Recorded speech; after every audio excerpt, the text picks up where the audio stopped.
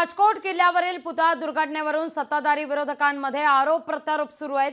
जयदीप आपटे आरएसएसचा माणूस आहे असा नाना पटोलेंचा आरोप आहे। तर जयदीप आपटे अनुभवी मूर्तिकार नसून त्याला पुतळा उभारण्याचं काम कसं दिलं असा देखील पटोलेंनी सवाल उपस्थित केलेला आहे। त्यावर मात्र मंत्री सुधीर मुनगंटीवार यांनी पटोलेंवर पलटवार केलाय।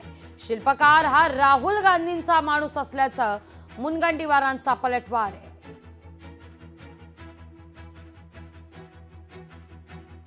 सांस्कृतिक संचालनाच्या माध्यमातून जे सर्टिफाईड करायला पाहिजे ते केलं गेलं नाही।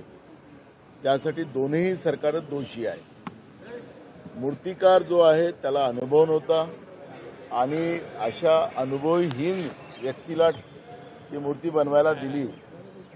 त्याच्या मागचा उद्देशच आपण पाहिलं। हा मूर्तिकार आपटे जो आहे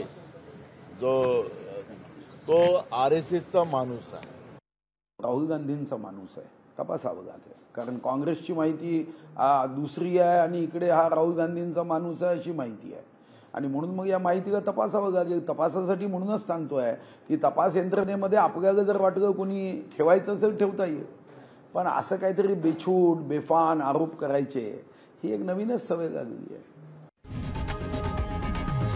लोकशाही मराठी ऐका, पहा, जागरूक रहा।